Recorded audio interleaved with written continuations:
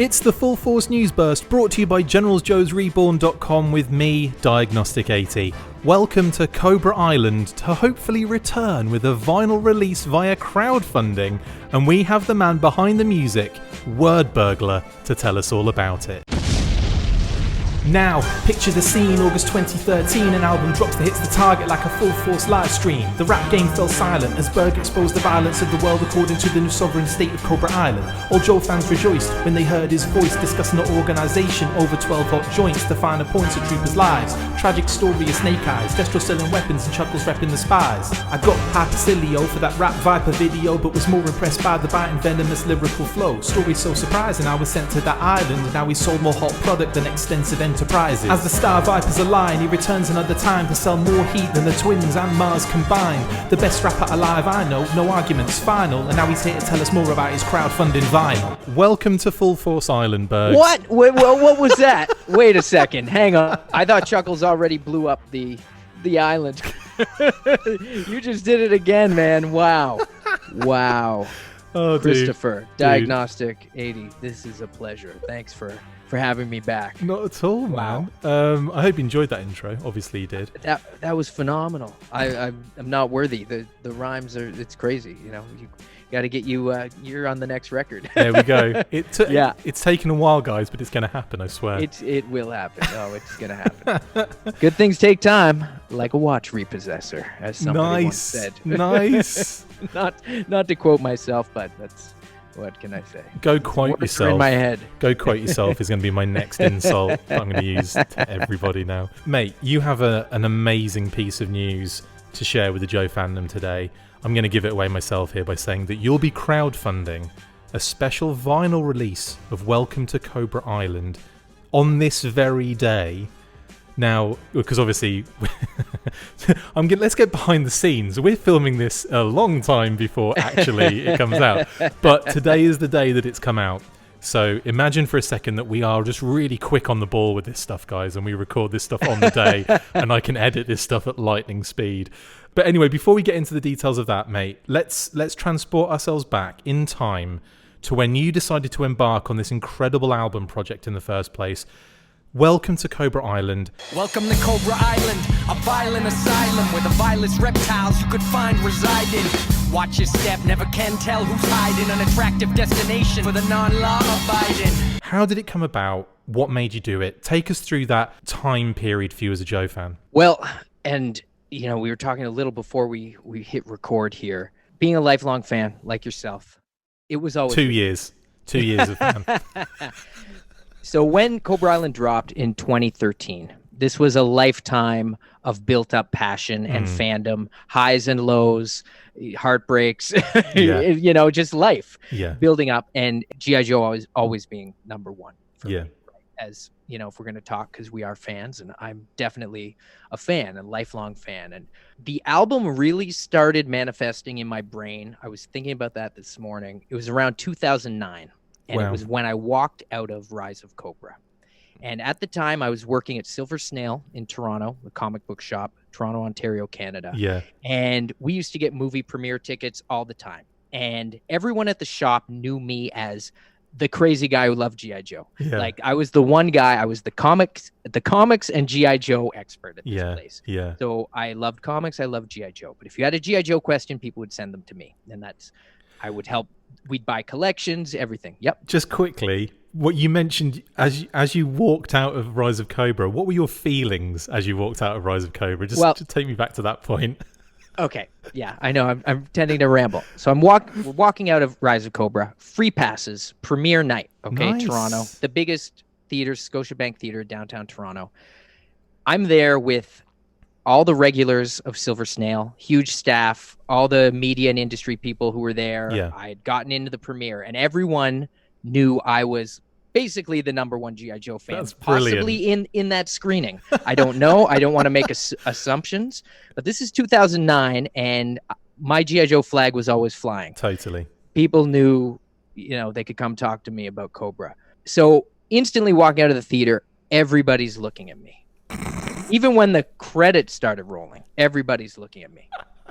And I think I'll speak for myself, and maybe there's a couple other fans out there. Me as well. I got to describe it as a major letdown. Yeah. I was absolutely, I from the trailers, my excitement was going down, but I was just trying to stay positive.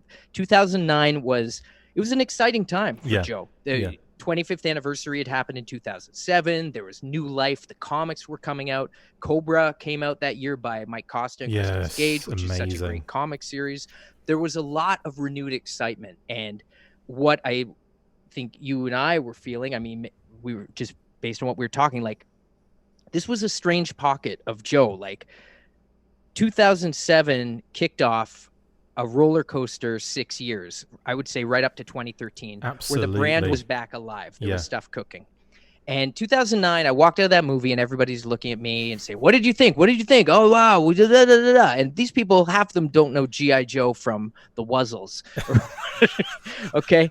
And I was just not into it. I was okay. Like, I guess this part was kind of cool. There was some kind of neat things, like maybe like, it was hard to get excited. Yeah. You're struggling now to pick something really good out of it, aren't you? Yeah. And, I hate to hate. I don't want to take stuff down, but it just was not a great representation. It was just, it missed the mark on so many levels.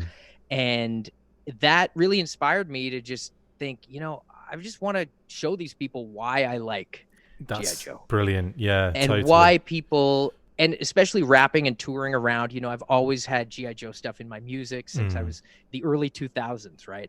And I just started thinking, and I'd always thought in the back of my mind, this would translate well into storytelling songs, right? Time. I started working on Fred Broca. Some people say Broca. I said Fred Broca. Where we're going, it's a nice little town. No infidels here, tell the kids to settle down. They're gonna get a new daddy soon. It's taken care of. Bada bing, bada boom. And I recorded that song, I think, in 2010. I say Broca. Yeah, Fred Broca. And then that song came out on my album Third Burglar in 2012. And that was testing the waters. And because when you hear it at first, you don't know it's a G.I. Joe. Yeah, because the beat's kind of, different as well, isn't it? It's not connected in any way, is it, necessarily? Yeah, and I like to find, I like to get in and sort of mine what I find interesting about that story and what I want to do. But yeah, no, the beat was nothing to do with anything that had come out. And it was, it's Beat Mason, another amazing. It's a banger Beat Mason as well. Beat. It's a banger. Beauty. And sneaking it in on Third Burglar was a bit of a testing the waters there, right? Yeah. And again, sort of showing people, look, this is and people were like, oh, that Fred Broca song's crazy. I'm like, oh, you know what else is crazy? Larry Hama's G.I. Joe run. Go read that. And I think I did that track as the first one because I was actually at like Fan Expo, which is a Comic-Con in Toronto. Yeah. Again, working at Silver Snail, I'd be working at all these con events, and I'd be working the booth. Did you film a video there by any chance? We did film a video. I like that video. That's a good Drawings one. with words. As a kid, my favorite comic was Nth Man, the Ultimate Ninja. You got every one of those in multiples, didn't you? Yeah. Thank you. And really, I'll really quick tie this little this little thing up. And I want to get there's a lot I want to talk to you. I know. It's just fun, man. I'm enjoying it already. Okay. All right, great. As long as I'm not boring you. So I'm working at Fan Expo behind the booth at the convention. I'm just like a fun-loving guy, just there having fun. And people are walking by and they're cosplaying all this stuff. And again, you didn't see that much Joe stuff at the time. Yeah. So a guy walks by the booth in a red T-shirt with a silver Cobra logo. Nice. Crimson Guard. Exactly. Right? Yeah. So I'm like, hey, a fellow Cobra over here. I go, hey, Fred, what's up? He looks at me and he's like, I'm Lucas. Oh my goodness. And I'm like, no, your shirt. He's like, yeah, it's Cobra Commander. And I'm like, dude. And that just kind of, for whatever reason, like the guy couldn't even, but I'm like, you're wearing a Cobra Crimson Guard shirt. You don't know Fred. That's fine. That's great. I don't want to judge anyone's fandom. But that was the type of thing that just sort of, I was like, what? Like, it's the coolest symbol ever. Yeah. Shout out to Ron Rudat. And again, I'm getting heated here. Just remembering so angry because the guy didn't get the... Let's face it, that isn't that deep either. I mean, the Crimson Guard was an iconic action figure from G.I. Joe. So... like, to not really, to not tie that together. I mean, I'm not saying that they're, I'm the same as you. Like, people can enjoy the fandom however they want. But I do find that really funny when people will say things to me that I think are just so obvious. Like, I understand when, we're talking about like prototypes that weren't released, or like, some stupid thing like some sort of Battlecore Baroness figure. Exactly. Oh, you don't know that one? Exactly.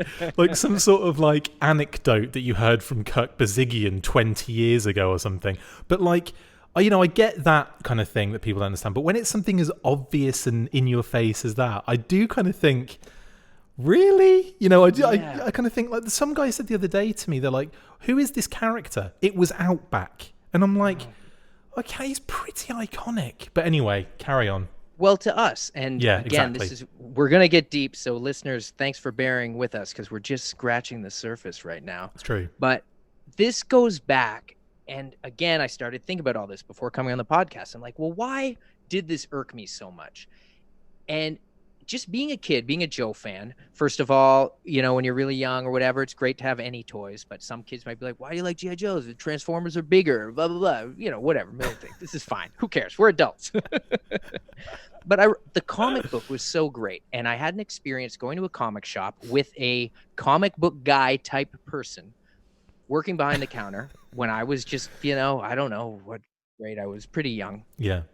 And G.I. Joe was now at the Ninja Force issues. Right. Okay. Right. So I'm in picking up my copy of Spider-Man, Batman, G.I. Joe. The comic shop guy's ringing me up. And he says, I used to read G.I. Joe when it was good. And it was just, and I was like, well, that's kind of a thing to say to a kid. Yeah. And I'm still enjoying it. However, in the back of my mind, I'm like, yeah, these issues aren't quite as good as some of the earlier ones. The more you grow back, and like I started reading Joe in the 30s. Yeah. So I've always been, like I started getting the figures, second or third wave. So I've always kind of had stuff to go back to and forwards, and growing up with Joe. Anyways, I'm going all over the place. That's fine, so man. It was just years of being a fan and people being like, why do you like this stuff? Why do you still like this? And I just always loved it. I love Same. When the comics were slow, which was only towards the end with the Hama, those last few issues for whatever. I mean, the last couple are great, but no, I know what you mean. It was just always there, I've reread it. I've reread it recently with Talking Joe with Chief, and like we went through pretty much the entire. Well, it was him and Ben up until about like the 30s, 40s or something like that, and then I jumped on and kind of did it with him. And I must admit, going back and reading them again, like you do see like a clear, that there's a quality change, but at the same time there's some great stuff even in that, like the latter periods, and stuff that I really enjoy. Like I kind of like the Transformers crossover thing right randomly in there. Larry always threw in great nuggets of dialogue too. So even if the story was ridiculous, Cobra Commander's using like 8-syllable words that are just wild, right? You should do a song that is just all of Larry Hammer's Cobra Commander ridiculous quotes that he uses. all the words where I actually have to look them up. I thought I had a good vocabulary, but he's still doing it to me to this day in A Real American Hero. Absolutely. And that's, look, I grew up with a love of words, and I read G.I. Joe was the one thing that I read consistently really through my life. So I think Larry, in a lot of ways, his writing seeped into my brain. Oh, big time. And all of ours who were the fans. But do you know what I love the most about Larry's work to me is at its finest when he does the file cards, because he managed to, when I was a child, I would read that stuff, and at no point did I think, oh, this is way too old, this is way too mature for me to kind of understand, or it would either make me look things up, or it would just be so enthralling and intriguing, and he'd get so much information in such a short space. That for me is where I think he excelled in his writing. Absolutely. Yeah, and those file cards, even though it's the same writer as the comics, they do feel there's a slightly different tone. Yes, exactly. Yeah. And maybe it's because they're paired with that Hector's amazing art, or and you're just like, it feels there's a bit more weight to it. Yeah. And it's almost like, it feels like its own continuity, doesn't it? It's really weird. Yeah, totally. And you're just kind of getting a snippet when you get the quotes. Yeah. And I know so many of us have talked about this ad nauseum, but you never get sick of it. And so 94, collecting Joes, still buying Joes. and being in high school, and I think you and I have talked about this before, I bought old GI Joes off all the kids that had them in their garage or something that they didn't want. I give somebody $20 for a garbage bag, and you just get all these figures that I never had. So I got the bulk of my figures later in life. When you were kind of vulturing off every scavenging. Well, they knew me as the G.I. Joe guy. And so in high school, I got my first job at a comic shop, which was Strange Adventures in Halifax, Nova Scotia. And I lived there. And when I was living there, and I was working in high school at Strange Adventures. And, everyone is the best shop. Everyone loves comics.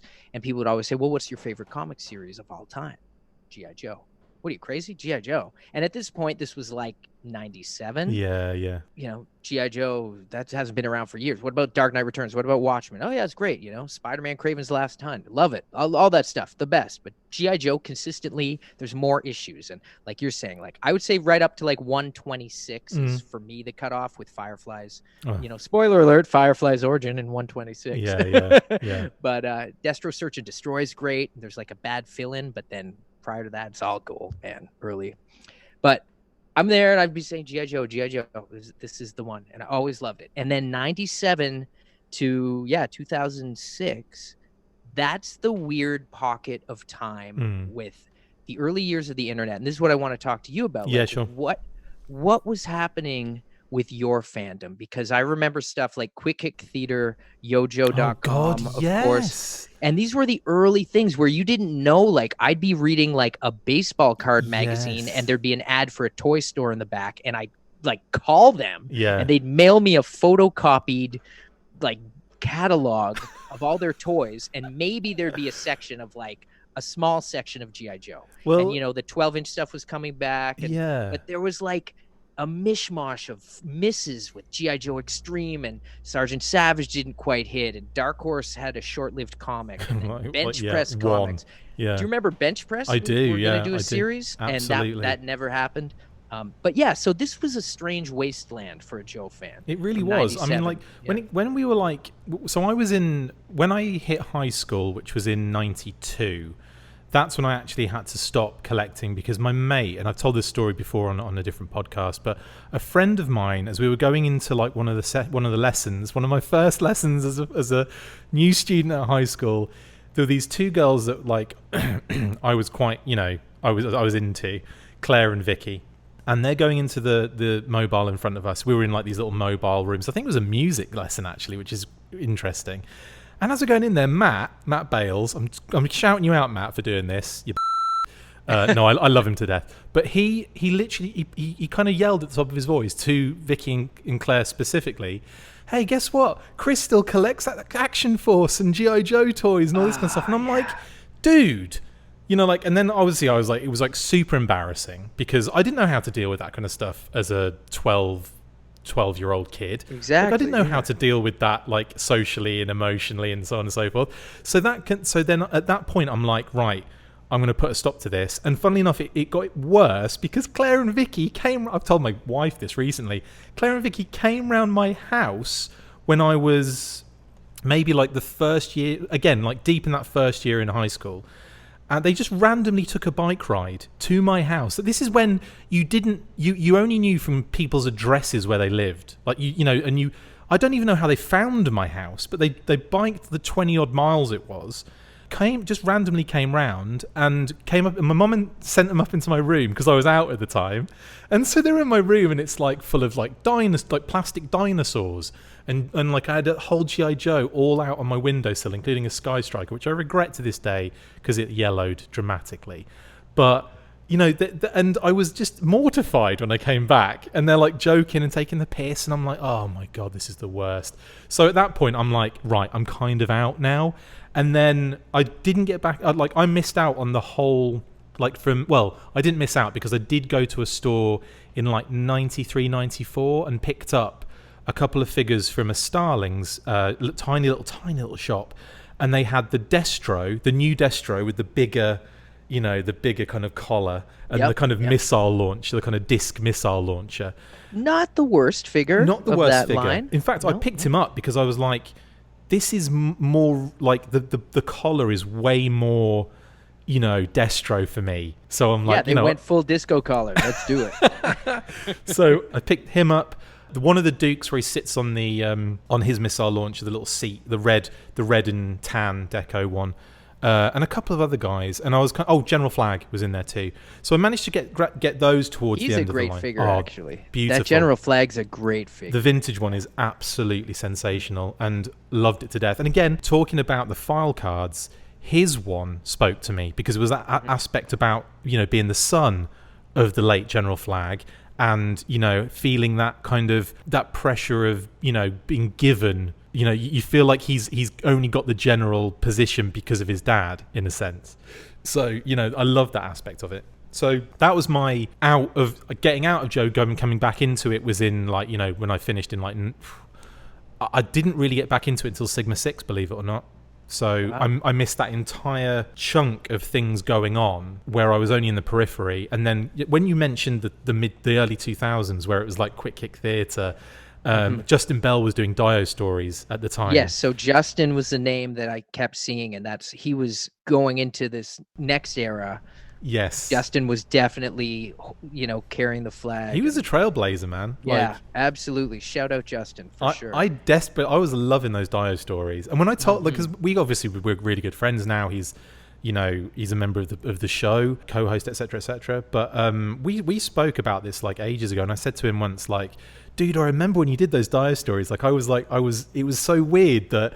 We were so disconnected at that point, and now we're really tight, and it's weird that I know him having looked at all that stuff and really enjoyed it and thought it was amazing. It's so weird.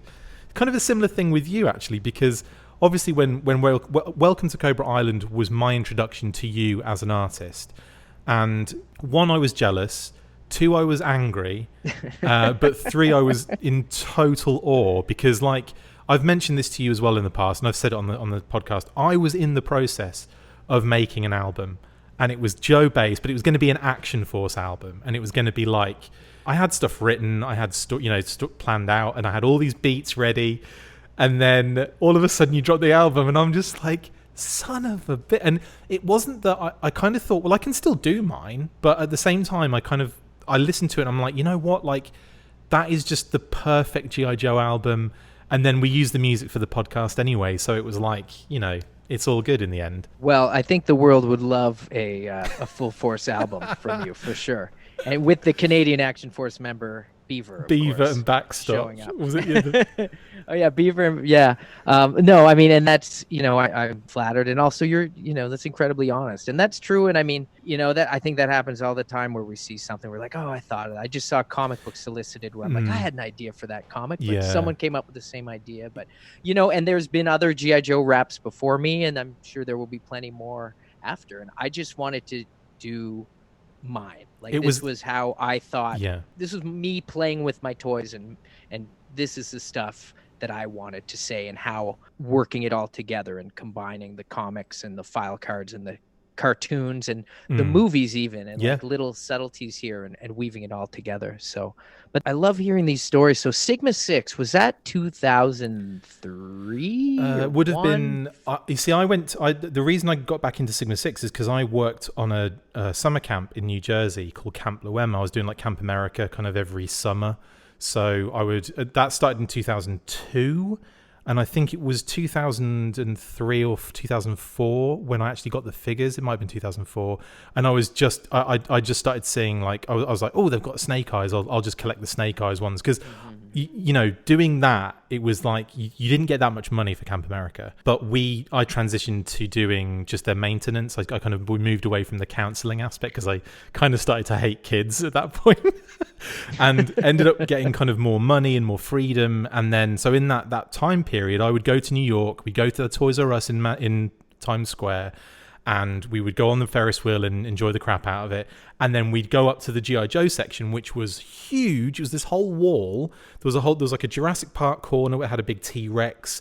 There was a huge Transformers section in the middle of that kind of section, which had I think Optimus Prime bursting through the ceiling in like his truck form, and then on the G.I. Was it Joe, Power Master Optimus Prime I think it G1? I think it was. I don't think it was G1. I think it was more. I think it was Power Master, honestly. Oh yeah, or Generation 2 or whatever. Probably in that, because it was like Armada and Energon. Armada, I think were out, because I remember seeing Unicron for the first time and just being like, really, what, they did a Unicron? Because it's different back then. Like the internet was not the place it is now, and it was so hard to see this stuff and find it. But that G.I. Joe wall, mate, was amazing. It had two like full-size like G.I. Joe kind of action for, like the 12-inch guys, but bigger, coming through on parachutes, and just the wall was insane. And I know people that listen to the show have seen pictures and that they've been there and they've taken pictures, and it's amazing. Oh, cool. Yeah, I'll have to look that up.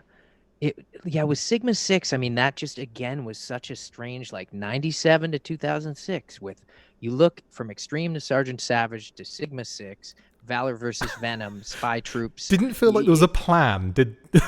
No, it's the weird era. It's the strange, and I maintained my fandom and reading the comics. We had the Devil's Due stuff was coming out. You had you had so many like the Dark Horse stuff. When those comics came out as well, that was amazing. That was a great time of kind of resurgence of the brand again. Yeah, and there was a great energy with fans coming together and stuff. And unfortunately, I think that stuff really hit its stride towards the end, when nobody was reading it and they lost the license, and it just kind of, unfortunately, like, they really hit that mark, right? I know you must have loved when the Red Shadows showed up. Oh, right? Yeah. It was interesting, I'll put it that way. Yeah. There were some odd choices. I'm not going to, again, not going to hate on anything there, but there was some amazing stuff, right? And World War III, I always recommend to people if they that was cool. Anything. That was fun, yeah, and Snake Eyes Declassified I thought was great. And, Dreadnoks Declassified was cool. All those, there was some great stuff. Some of the special missions I remember being really good. And Antarctica and Manhattan, right? Was it? Manhattan was really good, because it had neurotoxin was in that one. And I remember just thinking, this is what I want. I want special missions, and I want loads of obscure characters. And I say obscure characters like Beachhead, Tunnel Rat. They weren't obscure to me, but they're obscure to the kind of commercial vibe of it, I think. Yeah, and then you had like was it the Plague? Yeah. Was that what they were called? The Plague Troop, yeah. Plague Troop, and the Coil, and there was like all kinds of great. I think they did an amazing job. So shout out everybody who worked on that. Like Tim Seeley too, and Jerwa and everybody, and Josh, who really kicked it off, Josh Blaylock, who made it happen. He worked hard to get it going, and assembled some really great talent. Man, we've seen a lot of different comic runs as well. When you think about like Reloaded, and you think about all of that stuff that kind of Reloaded was great. There was a good ton of stuff in there, like, and it just kept coming. Like, it was just well, there were the Toys R Us stuff too, right? The O-ring, there were the 2-packs and the 3-packs, and some strange, like, it was just like, it just couldn't find its footing again until that 25th anniversary kicked off. Mate, that hooked me in. I remember seeing, again, this was like when the internet was like at that point where you could actually utilize it, and seeing the images of Cobra Commander and I think it was Snake Eyes and the Baroness, and just seeing those initial 25th product images coming out, and I'm like, what? And then it was literally that moment that it just feels like from that 25th moment onwards has just been an absolute whirlwind in terms of me falling back into the brand and just kind of like being swept up in it, and listening to What's on Joe Mind back in the day, and Flag Points and all of those Star Joes, everything I could literally try and find on iTunes. I was trying to find podcasts, just searching G.I. Joe all the time. I couldn't get enough of it. And, then it was like doing shows and having to go to like, roll out roll call and then finding out that JoeCon existed and was gutted that I'd missed like, however many years it had been going on, and, still not been able to go because it was in a different country and it was really expensive. Yeah, we had the Canadian JoeCon, and that's where I first met noted author James Kavanaugh and Gary Godso and so many other people. And this was, again, like being a Joe fan, I felt like you were just in this wasteland of like, I don't know, everyone's going crazy for Star Wars and Transformers and Pokemons and, you know, G.I. Joe's over here. And I was seeing it firsthand, working at the biggest comic store in Toronto, possibly the biggest comic shop in Canada. Yeah. Like Queen West was always busy, major tourist destination, Silver Snail, nonstop busy. We were selling everything. And the owner, shout out Ron Van Leeuwen, he trusted me, and I was like, we got to get all these Joes. So we were bringing in all the 25th anniversary Joes. And I was like, if we put these, he's like, nobody likes G.I. Joe. We're selling Lord of the Rings. We're selling Spawn figures. We're selling, you know, Star Wars is still selling. That like was crazy, the time, right? wasn't it? Jeez. All the Marvel figures, like everything was selling. And I said, let's just get these Joes. Let's try them out. So he went all in, and Snail was like one of the first places, maybe the first place to get them, because he would get them brought up from Buffalo, New York. Right. And they sold out like crazy. And then and that's how I got everything that came out. That's why I kept working at the comic shop. I'm like, well, staff discount. Yeah, I'm guaranteed to get at least, you know, every Joe I want. So might as well stick around, you know. You see, and being in the UK, like I could see it, and I could order it on like Big Bad Toy Store or, you know, a Small Joe's. That's who I was buying stuff off early doors. Yeah, talking shout of like out Small Joe's. Talking about those early kind of websites, man. Small Joe's is one I must have pumped thousands into that place. Yeah. But I just remember like seeing there was another one, Guru Planet. Was it Guru? Called yeah, he's still kicking it. Yeah, I've seen him. He comes to the JoeCon sometimes. I think he lives in France or something now. Crazy, because I remember he was the only one I could find that had the variant Wraith, like the kind of clear Wraith figure. There was so many figures that I just couldn't get hold of for whatever reason, because they were difficult to find, or they were just, you know, they were short packed, and you didn't really know like what. I think Torpedo randomly was one. Torpedo on the 25th. Yeah, Major Blood for a while was super scarce. Lady J was impossible. The hardest from that first run. That I actually we didn't even get her out of all the figures for whatever reason. She just didn't ship in the case assortments we got. And then I wound up getting her at like New York Comic Con for, 3 times the price. But that was, and then they put her in the comic packs, right? Quick Kick was super rare too, because you could only get them in one of the 3 packs. Right? Yeah. Or the end of the Sunboat packs. Yeah, that Quick Kick was a hard one. And Alpine. So the DVD sets with the builder devices and the builder weather dominators and so on and so forth. They're absolutely friggin' loved those sets. And I remember the 80s one, the best of the 80s one was so hard to get hold of. Yeah. Even in the States. And I remember going on His Tank and having someone get me one and send it through. So if I that was my foray into His Tank was in that period as well. And it's a great site for news, but I must admit, like, I was really turned off in the forums because it was so, I don't know, I just felt like it was really hostile and really kind of nasty at times. But like, obviously, I have a good relationship with the guys on His Tank now, and it's obviously not their fault. It's it's a lot of the people that are using it a lot of the time. But I had some issues. I think there were the some day. Very angry people in those days, and I was on the tank, but always just the odd post here and there, and wanted to keep up on things. And, it was great for news. They seem to get the drop on everything. It was incredible. Yeah, I've always loved it, and I made some great friends on His Tank over the years. Same, absolutely. But it's like any message board. I didn't even really own a computer till, I don't know, mid 2005 or something, 2006. Like, I was never big into message boards. I'm still not. I'm not that great with social media, but some people, if they got no one to talk to about this stuff. And plus, I worked in a comic shop, remember? Yeah, you were in a physical forum. Yeah, I was there every day hearing every fan opinion, everything you can think of, and for better, for worse. And I loved it. I mean, I worked at Strange Adventures for years and years. I mean, 97 to 20. Do you miss it? 12. I do. I absolutely do. Like, 97 to 2012, which with a few gaps in between, I was working in comic shops. That's amazing. And I love it. I made some of my best friends at those places. And, but it's definitely something that when you get home, you don't want to go on the toy websites and you don't want to chat about this stuff, because like I've heard all these people ranting to me about this stuff. Like with Twitter, when stuff blows up, I'm like, you know what? sell these people their comics and don't pay attention to them. So just, it's fine.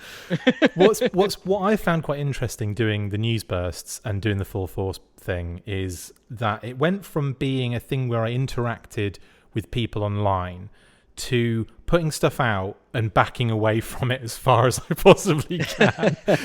And then only really piping up when someone asks us a question that needs answering, or if, you know, but a lot of the time now I'll still get caught up in the excitement. So if something drops and it's like really exciting, then I'll be like posting it everywhere, getting really excited, doing a news burst, and then, you know, liking everyone's comments because they're all being really excited about it. But then shortly after like that initial period of excitement, you get like the first negative comment and then the second one, and then it just starts building and avalanching, and you're just like, oh my God, like I just want to enjoy this, you know, I want to, and this was the only way I found I could like talk about it with people, by like having people on and chatting like you now, you know, like talking about this stuff now. Like it was the only way I could really find that outlet to kind of, you know, get that discussion out there. Well, and it comes from your love, and it comes from my love. I love comics and G.I. Joe and action figures. Like, I love this world. I love all this sci-fi, fantasy, whatever this, you know, that clearly we love it. We're still into it as you know, quote unquote adults. I'm not an adult. It's no, me neither. Yeah, my wife went out and she's like, yeah, I'm leaving my teenage son to take care of my baby daughter tonight. So I'm like, yeah, I'm going to podcast about G.I. Joes. He's already sure, failed. Our baby's going to be fine. Yeah, no, I've got the monitor right here. Oh. So she's good. Yeah. Oh, congratulations, by the way, mate. You. That's amazing. You. You're already 3,000 times more adult than I am now. Yeah, well, it's you never know. You know, we're very lucky, and we, you know, I don't know. I love her. She's amazing. Amazing. And she can have all my G.I. Joes. And her name's Pythona, which is incredible. I'm just kidding. It's not Pythona. Yeah. No. Like before, like we have gone on a massive tangent, and I know people are going to be like, wasn't this interview about something that you're doing with Welcome to Cobra Island? To bring it back on track. Yeah. Before we do that, I do want to continue. Like, the reason we are discussing this is because this is all bled into what came out the other end with Welcome to Cobra Island, and that's something that I think when I listen to that album, and I've been listening to it a lot recently, mainly because I didn't even know this was coming up, honestly. Like, you mentioned this a couple of days ago to me, was it? Yeah. Days ago? You mentioned this a couple of days ago to me, and before that, I think you'd mentioned it in passing, but for some reason, and I think it had something to do with the Target exclusive Special Mission Cobra Island figures.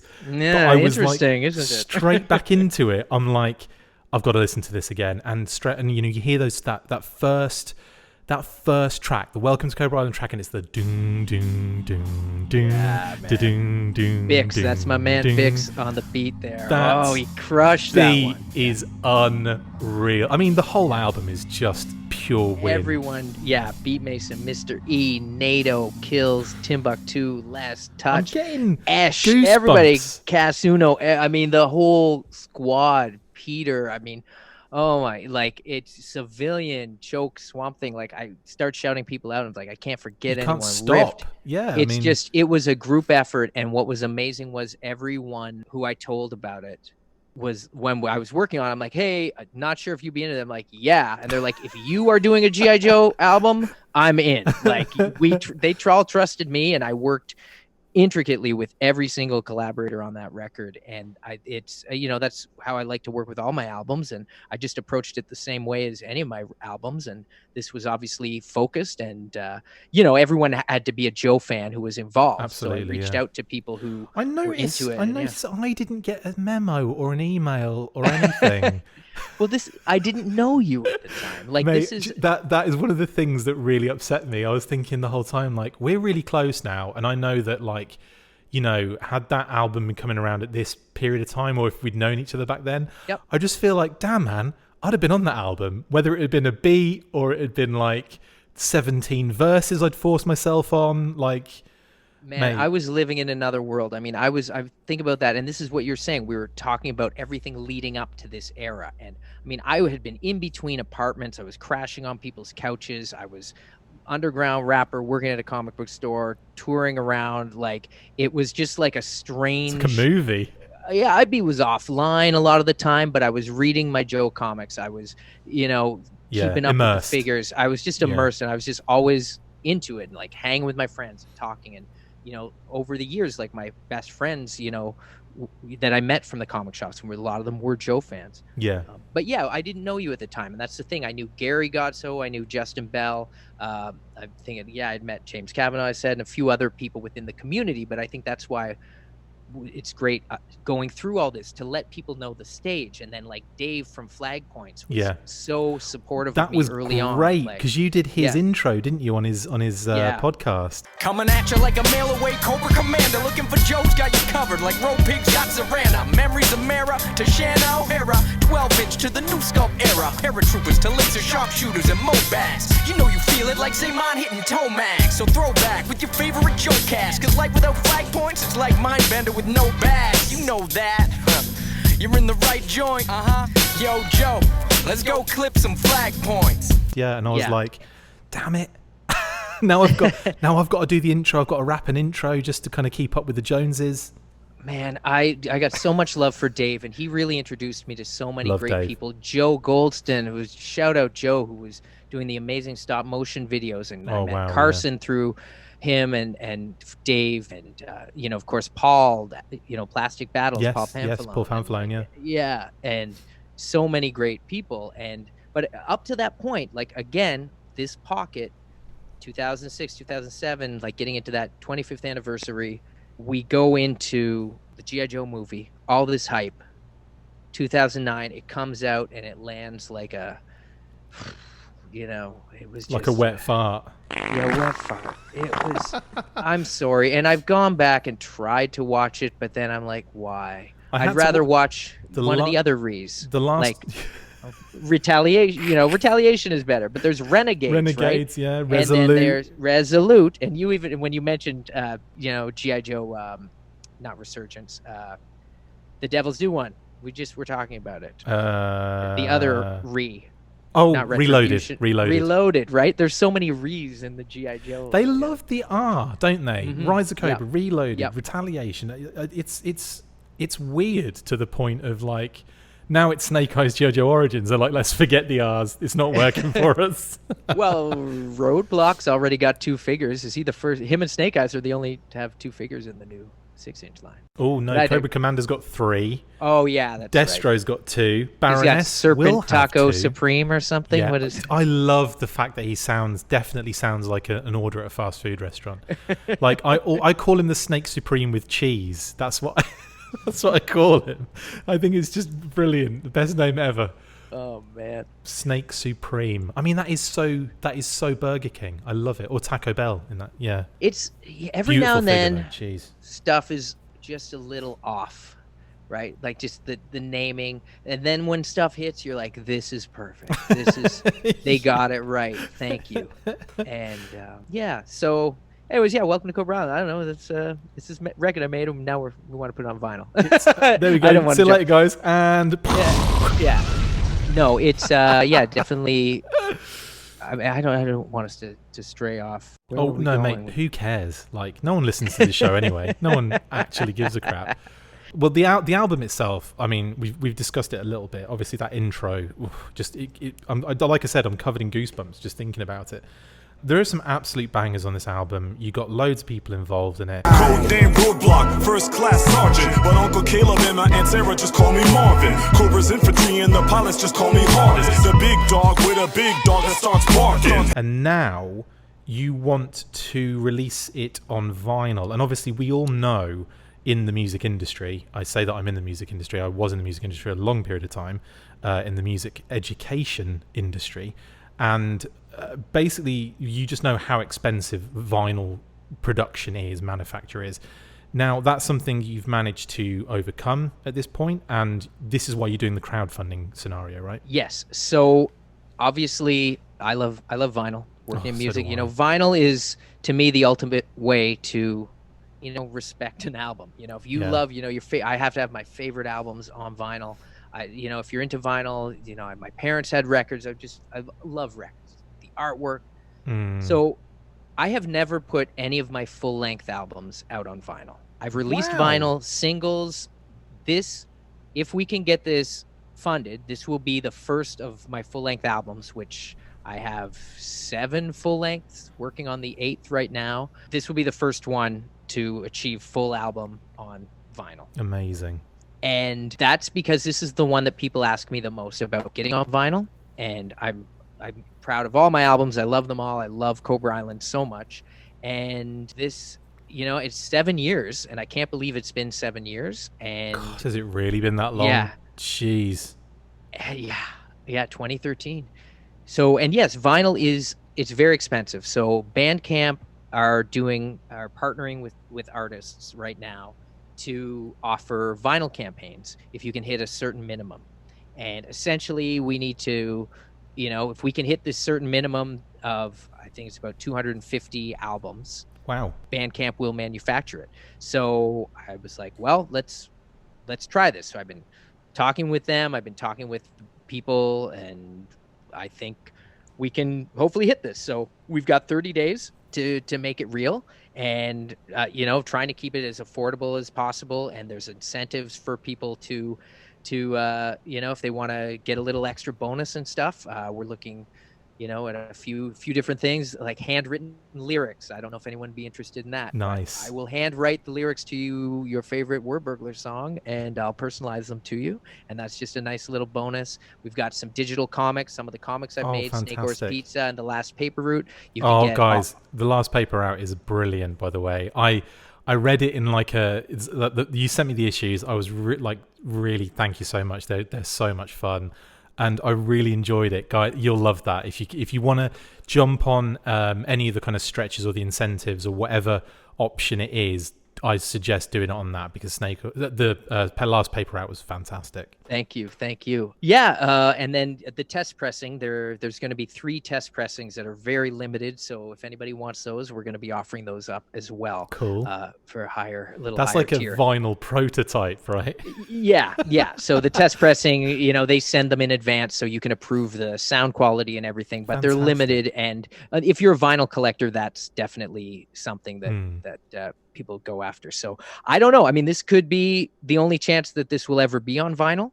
And I hope we can get this done. So if people ever wanted this record on vinyl, and many people have asked me about it over the years. I think I might have asked you, in actual fact, at some point. Yeah, I think you have. I mean, and I'm honored that people want this on vinyl. I want it on vinyl probably more than anybody. I just want it to throw darts at, just because I'm so angry that it exists. No, I'm kidding. Well, my joke, I always say, I'm only making this album so I get a free copy. That's so true. And that's true, right? So full disclosure, I'm going to get a free copy for myself. If we fully fund this, I'm keeping one. That is amazing. I'll be shelling out my own $30. Here you go. Something else I'm a massive fan of with vinyl is like different color vinyl, and when they kind of do interesting things with the actual, the physical aspect of the vinyl itself. Have you got anything planned for maybe doing some fun stuff in the kind of color department? I'm so glad you asked. We are going with the Snake Supreme green. Brilliant. It's Snake Supreme. It's green with just a hint of vomit. And it comes in a taco record sleeve, so you can actually have a Snake Supreme with cheese. Yeah, no, we've got a nice olivey green. Now, I haven't seen it in person yet. They've sent me pictures, but I haven't fully inspected. But it looks like a nice snaky camo olivey green. Nice. Which I feel is appropriate for the subject matter. Absolutely. What's it about again? Let's talk about the these album. Tacos. These tacos. Yeah. This guy who wears tacos to work. And what about the packaging? Should we say, like the kind of sleeve? Have we got any kind of ideas behind what's going to be kind of done there? Because obviously there's that beautiful artwork on the front. That's going to be staying, isn't it? Yeah, absolutely. So Cody Peters, old friend of mine who I met at Silver Snail Comic Shop. We worked there together, and he was a G.I. Joe fan as well. And look at that, beautiful. Yeah. By the way, for those that are watching and can't see what I've just done, for obvious reasons, because they're going to be listening in a different format, I just showed Wordburglar his own his own artwork on Welcome to Cobra Island. So yeah, it's an absolute beauty. I've seen that before. The night landing Firefly homage is just love it. Yes, and keen-eyed viewers will note on the artwork the number. There is variation. There's 2. The number on the night landing craft is either 416 or 902. 902 on this one. 902 on that one. That is the area code for Nova Scotia, where I was born. Brilliant. And 416 is the area code of Toronto, where I was when I made this album. Amazing. And where I currently reside. And you see, so for that's me, just a fun little thing. I'd have to do 01485. Like the area codes are so long in the UK, or 01263. But anyway, carry on. Which number will we use for the vinyl? I don't know. But yeah, the front cover is going to be Cody's amazing artwork, and then the back cover, we're going to have all the lyrics right on the back printed on. So it's not an open sleeve vinyl. It's one classic sleeve. And yeah, you can read all the lyrics on the back as you put the record on your turntable, which is what is so great about vinyl and CDs, being able to hold the artwork and interact with the item and have that tactile experience as you're listening. To me, I love that, and why I'll always, release stuff in some type of physical thing. Absolutely. Until we get into nose crystals, where you just sort of upload all the music in through your nose. I don't know if I'm into nose crystals. Is that? Tell me that doesn't exist.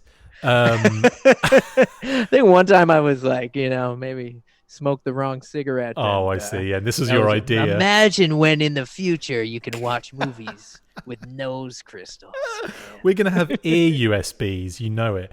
And it's going to be one of those things where you try to plug it in and it doesn't go in. You turn it around, you plug it in, and no, still doesn't go in. You turn it back and it goes in. You're like, well, why didn't it go in the first? Anyway, that's by the by. That's the USB issue. Don't smoke, kids. Don't smoke. Actually, that is something I've got to admit. When I was big into kind of like, collecting CDs and even like tapes and stuff like that, when you get like a tape cassette album, like a proper good one, and you felt the weight if it was really heavy, because you knew that when you took that tape out, it had like a fold out, like giant, like I don't know, it was about 6 feet long with all the lyrics on it and all of the credits and loads of like beautiful photography that they've thrown in there as well. And then you could never fold it back properly because it was done in such a way that origamied it back in. But yeah, there was something so cool about reading the credits list. I'd always go to like, if I got like a Jay-Z album, I'd be rushing to look at the credits to see where the DJ Premier track was. I'd do the same for any kind of rap artist that was out. I'd be looking for the DJ Premier track and then, right, I'm playing that first. That was what I always did. And totally, man. Yeah. Yeah. I know. And it's such a different way. So now I get Space Verse and I'm like, where's Cybertronica? Where's Spectrum Mike? Where's Toronton? Because I can't wait for the new stuff that you and I are cooking up and saving for the people. So there's going to be a lot more in 2021. So I'm excited. I'm excited, especially when you said, Chris, I want to use these beats. Can I use these beats? And I was like, yes. How many did I send you? About 300? 5,000. And took me 2 years to listen to them all, I think. Right now. I remember when I sent them to you, it was just after, I want to say Chattanooga, possibly. Oh, yeah. And I remember speaking to you on the line. Chattanooga Joe Con for those. Chattanooga Joe Con. And for those still tuned in. I remember standing in the line with you and talking to you about like, oh, yeah, I'd really like to work with you on this, that, and the other. And you were like, I thought, he doesn't want to work with me. And then I thought, well, I'll send the beats and see how it goes. And then I send the beats, and then I must have forgotten about it. Like a year or so down the line, I get this random message off you going, "Oh my god, like, I just listened to this, and this. I want to use this. I want to use this." I'm like, dude, done. Like, I'm so excited to work on this stuff now. It's going to be amazing. Well, no, they're amazing, and you'd be surprised at the amount of strangers who offer me beats at action figure conventions. How many happened at JoeCon? I want to know. No, man. No, you're one of a kind, and it's an honor always. And no, I'm very excited. And again, thank you for having me on here. I really did want to, because just talking about Cobra Island, this was something that I just wanted to. It's something bigger, talk isn't it? about where it came from, and just sort of that mentality. Because of course, with albums, I mean, I put out Third Burglar in 2012, which was, I was still promoting and touring off Third Burglar when Cobra Island dropped, which was just a year later. Like I went right to work, and with Cobra Island, Fred Braca started it, and then I'd always wanted to do a Snake Eyes song. I never said a lot, always been a better listener, and didn't join to be a general or a medal winner. See, they told me I'd be fighting for freedom, making the world a better place. I still believe them. Yes. And really, I mean, I kind of skipped, and I think we've talked about this, and I was like, well, I want to do just a Snake Eyes song. Yeah. And of course, Snake Eyes, you can't just do one song. Back home, no heroes welcome. When I got off that plane, spent all day at the airport, nobody came. But when I saw Hawk, I could see it in his face, a twist of fate. My family didn't make it off the interstate. No, that was a multi-parter. The letter to Snake Eyes kind of stuff, isn't it? Yeah, brilliant. There may be a few more letters, if you recall. Letter 3 stops right at the start of Snake Eyes' Joe career. It was 81. I was trying to leave the war behind, looking for peace and a place I could sort my mind. In the forest ponds of the high Sierras, course, what was sure to find me there was fate. It's got a funny way of catching up to you. Sarge tracked me, offered up a substitute to catching rabbits for dinner with my bare hands. They were starting a team, I was a rare man. So we're just scratching the surface there. Fantastic. Maybe I shouldn't say more, but I think Snake Eyes wrote a few more letters. I think people will be expecting it, in all honesty, so I wouldn't worry too much. And something that you mentioned, obviously, Third Burglar there, you mentioned like a ton of, like, that you've made so many albums in the past, and that was what I really enjoyed, was jumping on at Welcome to Cobra Island, but then going back and listening to literally everything else you've done. And now, I don't know how much analytics you get from Spotify, but it must spike pretty high with me, because I've literally got a Wordburglar playlist, which is all of your albums back to back, like so. And I'm scrolling for Sean here, so you can see. Well, amazing. If we can get 1 million more people to have playlists like that, we could put out a lot more vinyl. See, this is really cool, though. I mean, like, I'm pretty sure there's going to be a lot of people that want to jump on this and support it anyway. I mean, you must have your fan base in general. You must have built up a pretty solid fan base over the years. I am so surprised and thankful and just honored, and he's crying, guys. No, I'm just, honestly, with all the people that I've met over the years and people who have found the music through, it's always through like friends of friends or somebody. Like, it's a strange, because I've never really had any like big marketing push or anything. It really has been word of mouth, and constantly touring and doing shows and playing CD bars for strangers, and you never know who shows up and what happens. And it's just, and so I am honored that so many people have stuck with me. And even, as we talk about G.I. Joe, when I dropped that album, people were like, well, I don't even like G.I. Joe, but hey, I like this album. I mean, that was like a great thing. And then I had a lot of people who said, I didn't know anything about G.I. Joe, and I listened to Cobra Island, and now I'm like reading the comics and I'm doing all this stuff. And, and I think, so on a lot of levels, that to me, I always wanted to make a good album,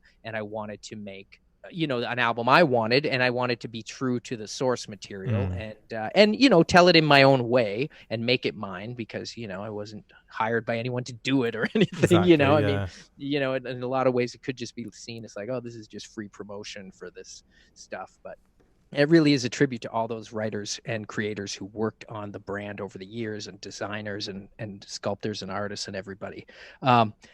But yeah, anyways, there are people out there who haven't heard Cobra Island. I'm pretty sure there's at least, millions of people who have never heard this album. But the people who have been very kind and supportive, and I really, really am thankful for everyone who has enjoyed it. And I'm just glad that they found something they liked about it. Yeah. So that's been, that is the biggest reward, when people actually like it, and it's like, oh, cool, all this stuff in my head, I'm not the only one. Somebody else, gets this too. So I feel that sort of gratification, I guess. That's great, man. And again, man, I'm going to be jumping on this Like, I don't, I'm not after freebies. I'm going to be jumping on this bad boy. No. Well, and also, I want everyone that's kind of, that loves Wordburglar. And I know there's a lot of you out there, because whenever I post stuff, there are a lot of people that come back and say, I love that. This is great. Love that track. Love this. Love that album. So, jump on, support. Let's get this vinyl kind of, funded, because I don't want to have to pay for all of this, because that's what's going to happen. It's going to be the most expensive kind of record ever made, because I have to pay for it. Well, thank you. I hope if everyone could just get a record who wants it, I hopefully we'll have enough to make it real. And look, if this doesn't happen, then I'll keep trying to find a way to make it happen. But certainly right now in this time, I know cash is tight for people too, yeah. and it's certainly like I wouldn't be able to make this without a crowdfunding thing, and people seem to want it. It's a good opportunity right now to do so. I'm really pleased that we can make it happen, and I'm very excited. And if it happens, I think there's a good chance there could be some new stuff along this line as well. But thank you. And, again, I know I'm rambling and talking so much, but there's just so much I have to say about all this. But yourself and everyone in the Joe community, and when I kept coming back to that 2007 to 2013 and that amazing pocket of time when everything seemed to be firing. 25th anniversary went into Pursuit of Cobra, and and there was all this stuff in the movies, and then we got in the 50th anniversary stuff that came out. Mark Webber was doing so much great stuff with the brand at the time, and really getting fans involved, and of course the JoeCon stuff and keeping the community alive. And then now, just when it felt like things were kind of floundering a bit, or just gone. Or just totally gone. Wow, what an adrenaline boost, and just like a shot in the arm. Freaking avalanche, man. Crazy. and it's just so great to see with the comics coming and all this cool stuff, and just like the creativity of. You look on Instagram and all people doing like the Cobra Convergence or any of these other hashtags that you're following, or the Joe collectors and everybody with the action figure photos, and what Plastic Battles is doing. And like some of these people with the photo dioramas are just mind blowing. Insane. There's too many people to shout out, because it's just incredible. And of course yourself just here like week after week, dropping crazy content about stuff. A new belt buckle was seen for the new Snake Eyes movie. Here's a news burst. What the hell did I just listen to? I don't know, but I like Chris, and this is good stuff. That is so true. I think that I'm gonna have to somehow get that sound bite and utilize it more often, or do a fake news burst on April 1st that is a new G.I. Joe belt buckle has been spotted. It's true though. I do that a lot. It's like, oh look, there's a doormat. I have to do a news burst. I love it. No, that's what we love. But speaking of belt buckles, you raise this is a question I've had since I was 5 years old. Yes. What does the H stand for on the old G.I. Joe belt buckles? On the figures, the O-ring guys, a lot of them have an H. Yeah. And I didn't know is it for Hawk, and Hawk just lent everyone his belt?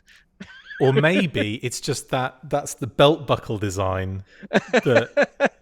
I have no idea. Go dig up your first year or two of Joe's, and I guarantee you're going to find a couple H's. I will ask that question to the legends of G.I. Joe, because I have to do some sort of odd interview with them for Coil. So I'll ask them then. It's just one of those random things when you're a kid you notice, and now I haven't thought of it in 30 years, and now what? One of the things I loved as a kid with the original figures was the tampos, and looking at the badges and the different things that if ever I got a figure with something like that, like a tattoo or just a little kind of tampo badge that was on the bicep or something, I would just some of them you'd really have to look close at to try and work out what it was, and it was just almost impossible to really see. But hours and hours of just staring at I don't know, Crankcase's arm, or who has them? I can't even think of the Frostbite. No, yeah, Frostbite had one, didn't he?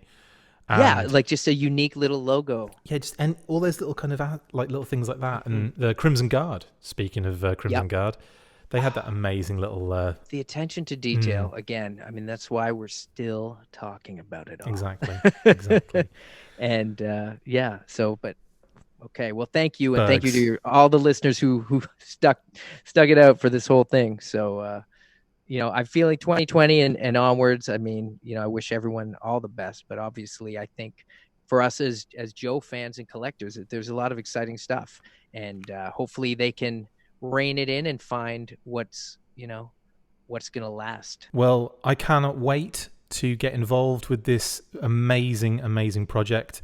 Again, thank you so much for talking about everything that comes along with building this Welcome to Cobra Island album, but then also we hardly spoke about the album, but and on the project, the vinyl, I cannot wait. I really want this to be a thing. So guys, if you're listening and you're interested, please support this and let's get this crowdfunded, because I need this vinyl in my life, and I only do things for myself in these situations. But buddy, well, thank you so much for jumping on. Thank you. This is always a pleasure. Full force. Anyway, that's it for this installment of the Full Force News Burst. Thank you to my awesome guest, Wordburglar. See you next time, and as always, Full Force! Perfect. Absolutely perfect. Make sure you get involved with the discussion by liking, sharing and commenting on these videos, and as always you can keep up with the show after listening by following on Twitter @TheFullForce, liking the Facebook page facebook.com/TheFullForce, and if you would like to contact the show you can message us on either of those platforms with feedback or questions. We have also started a Patreon page, so if you want to see your name up in lights on these videos or enjoy exclusive bonus content, then check out patreon.com/TheFullForce podcast or click the link on any of the posts this podcast appears in. Full Force.